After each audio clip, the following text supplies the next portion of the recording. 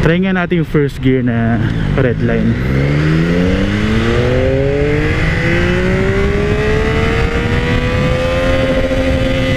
Welcome back everyone.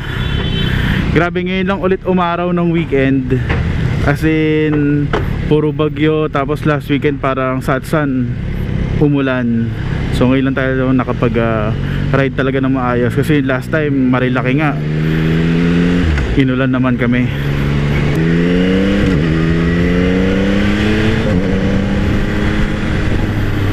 Nakakamiss. Medyo wala naman tayong pupuntahan ngayon kundi ang Full Print Manila. Check ko yung mga jerseys nila kasi may mga butas yung jersey nila para doon sa mga padding. Meron na kasi akong padding doon sa Komini na jacket ko. So kung magagamit yun sa isang manipis na jersey, parang sulit. Titingnan ko lang kung fit. Ang init pero mas okay na to kaysa yung umuulan.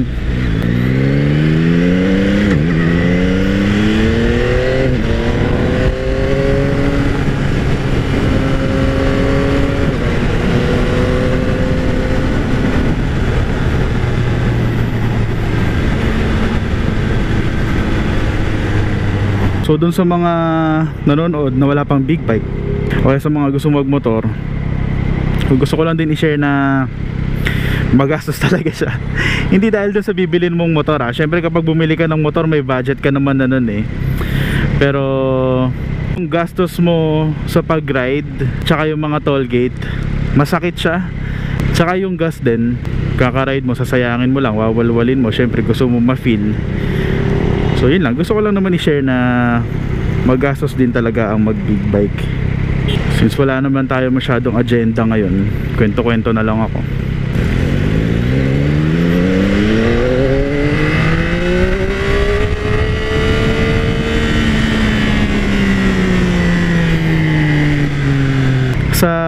Sa mga vlogs talaga, naiingit ako na maingay yung bike nila. So alam naman natin na tahimik yung tambucho nitong XSR.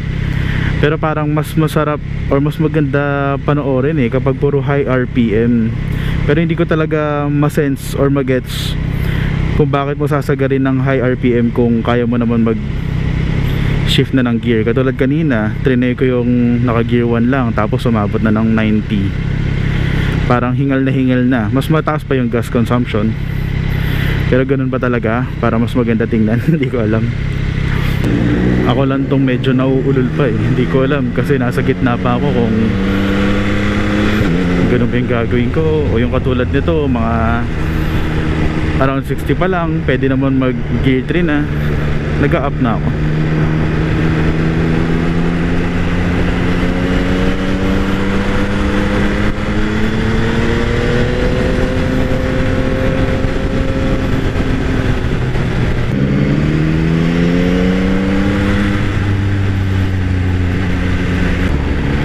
Petron, pwede na to. 95 full tank.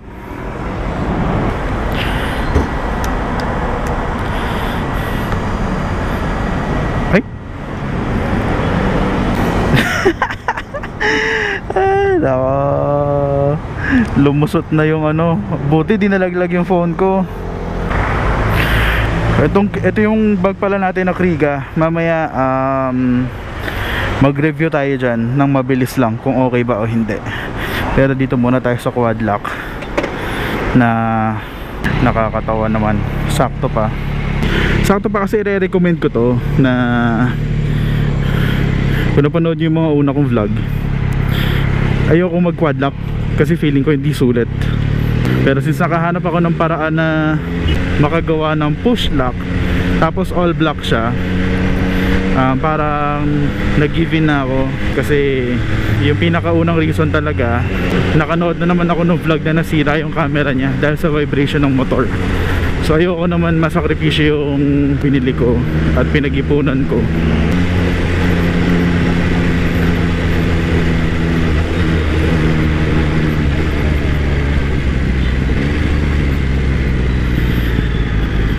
Ito yung nakakami sa BMW eh. Malubak yung daan ngayon lang.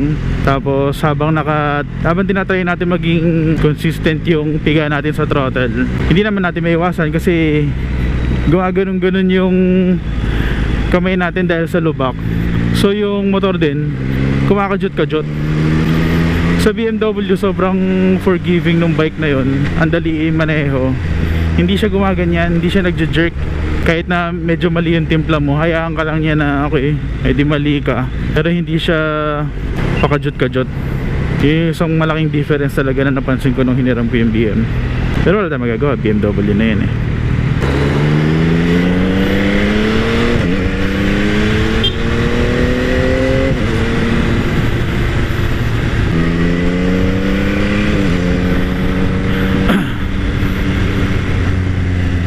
What? Ano ba hinahanap ko ulit? Ayun, one pots, nakita ko na. Anak ka ng toko ah. Lumipad na yung utak ko, di ko alam kung anong hinahanap natin. Luwag pa sa tayo.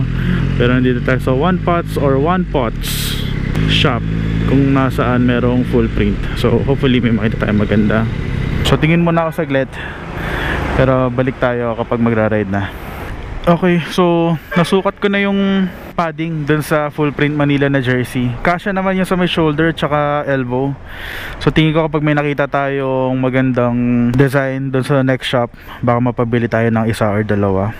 And then dito sa Kriga na bike, sa bag natin, hindi ko siya recommended kasi hindi siya okay eh. Madali siyang lumuwag. So kapag nagra-ride ako, kahit nahigpitan ko to, tapos ilak ko siya sa ganto, sa sobrang dulas niya, luluwag din siya maya maya.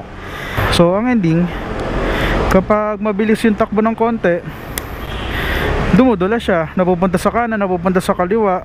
Yun, kaya pangit. At saka for me hindi siya sulit doon sa price din niya. Kasi ewan, basta talagang bag at saka lalagyan lang siya. And then siguro yung brand, pero yung use niya, yung dali niya sa paggamit, wala naman doon for me. Hindi tayo mag-gloves kasi 2 minutes away lang naman yung next. Yun ba yun?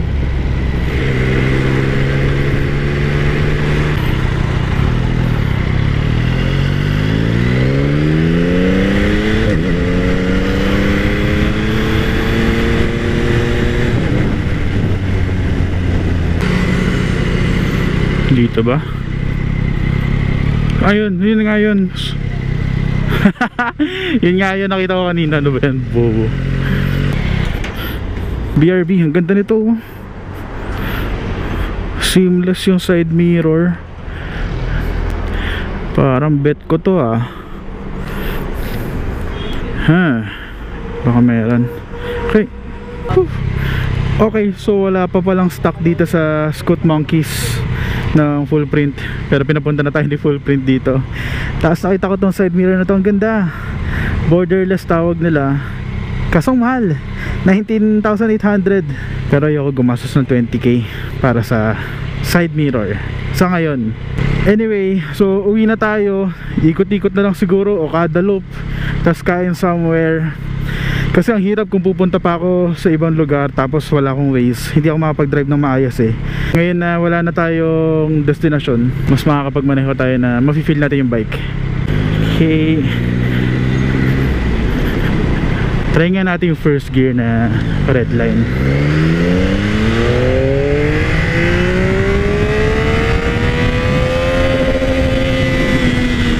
Okay, so 104 top speed ng first gear natin. 104, red line na pala yun, kulay orange kasi akala ko hindi pa yun eh. Pero sa bagay, yung RPM sagad-sagad na eh. 4 months na tong bike pero ngayon ko lang ginawa ng sagad yung first gear ng ganon, kasi hindi nga ako sanay. Yung pala yung feeling.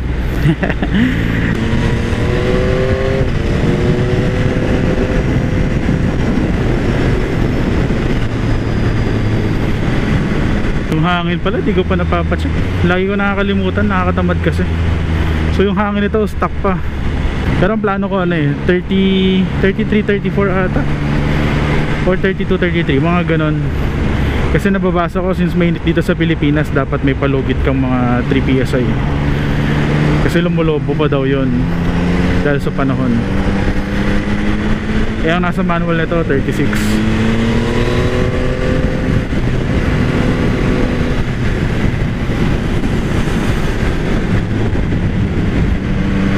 Traffic talaga kahit dito. Pero wala, kailangan natin sulitin yung araw. Lalo na every weekend lang din naman tayo nakakapag-bike.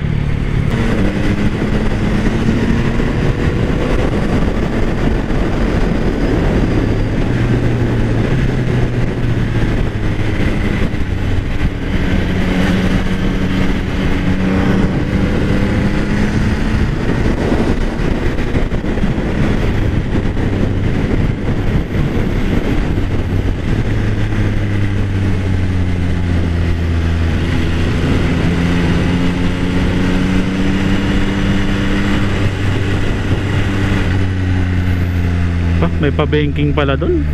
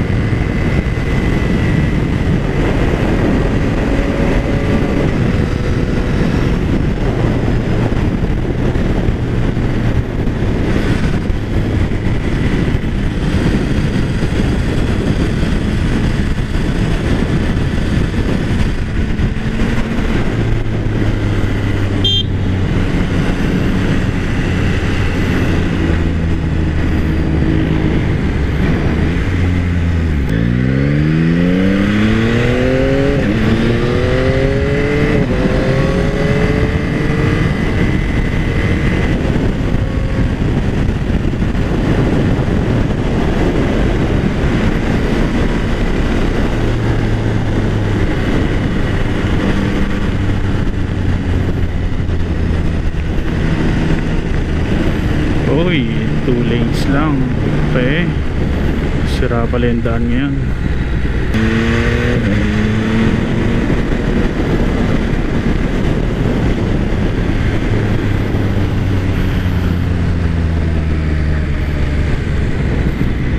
Wow! Isa pa. Tapos ano, doon naman tayo sa iba. Total, hindi naman na talaga tayo iikot ng marami dito. Pinagsawaan na natin to eh.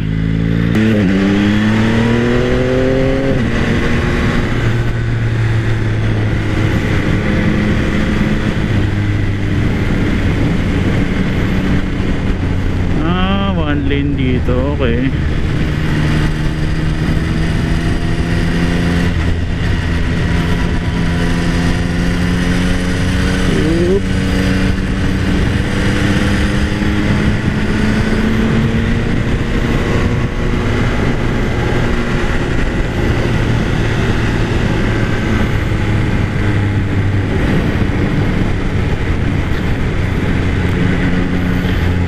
Kanan, ikot sa tunnel.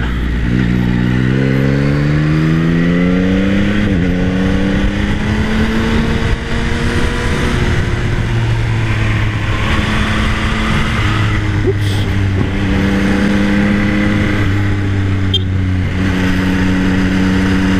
Oy, baka madalas. Ayaw. Wow, overshoot.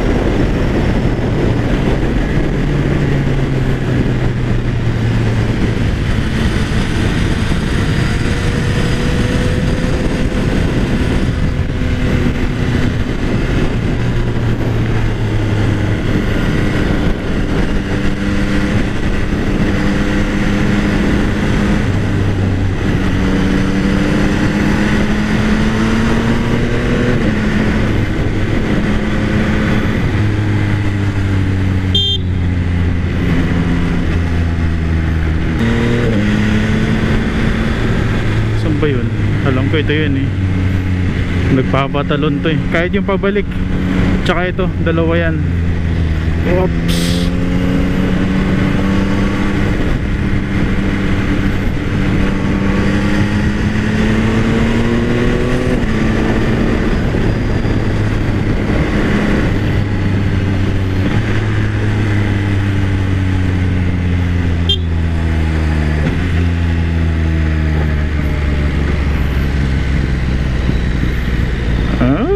Traffic.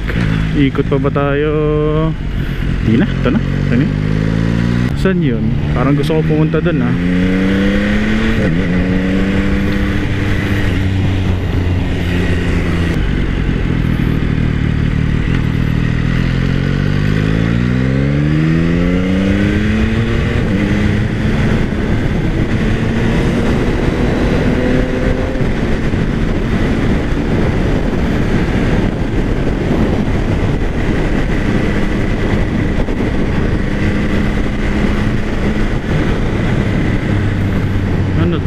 Soler. So wala nang kahit ano dito. Parang U-turn slot lang. Potek. Bay Tower drop off pickup. Dito tayo sa walang pila. Wrong way lang. Ikot lang din. Sorry.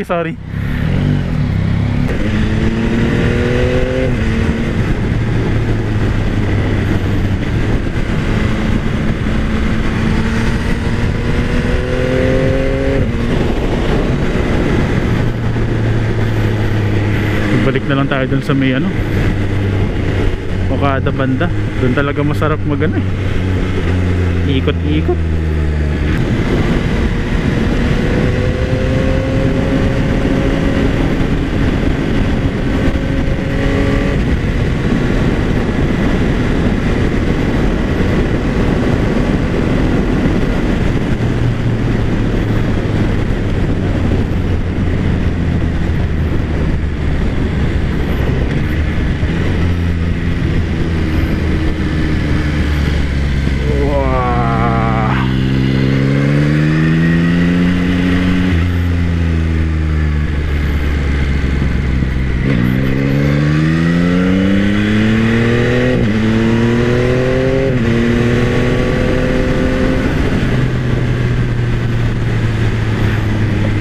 Kulit eh, one laner lang para ako nasa racetrack.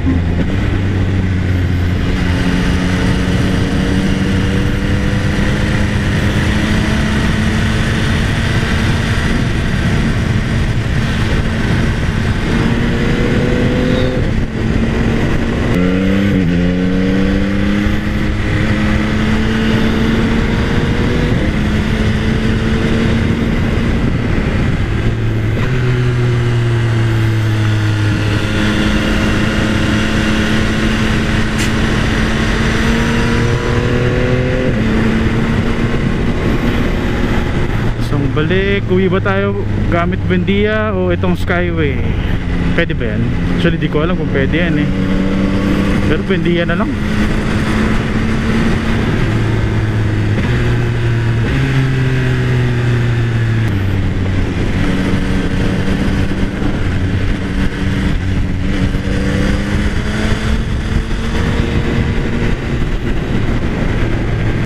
Sarap talaga magbike kapag wala masyadong. Actually okay din yung medyo may dumadaan eh, kasi wasiwasa mo sila. Pero syempre yung safe lang na approach. Pero kapag traffic na walay, o yung kapag sobrang libre lang yung daan dire-diretso, yan nakaka-board din.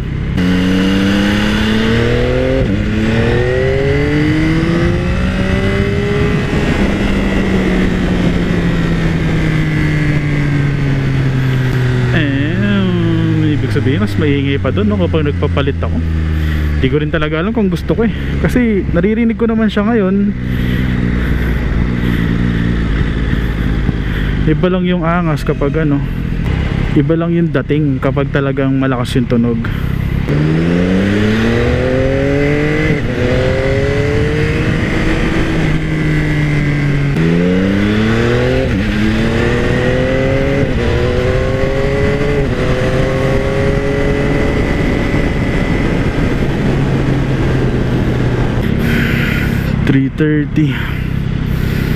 Aga pa eh, tsaka wala pa yung si baby sa bahay, kaya pwede pang mag-ikot-ikot.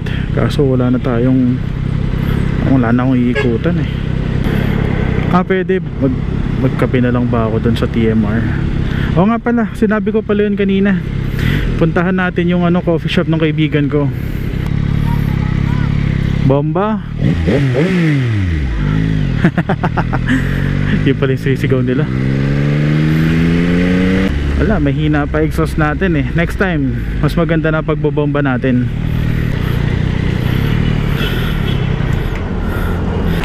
Whew. Okay, so nandito tayo sa Manila Residences, Tower 1. Ito yung Russell Brew. Sa friend ko tong coffee shop na to. Pasok tayo, pero malamang dito ko na rin i-end yung vlog. So tingin lang ako sa loob. Ayan siya oh. Binablog ko nga, sabi ko pupunta ako sa coffee shop ng friend ko. So sasama ko lang to sa video ko. Wala, ikaw lang isa. Wala oh, ako lang mag-isa. So ito, Russell Brew Coffee. Kung gusto niyo ng coffee tas malapit kayo sa Vito Cruz, punta lang kayo dito. So dito ko na rin end yung vlog sa mga nanood. Thank you, bye.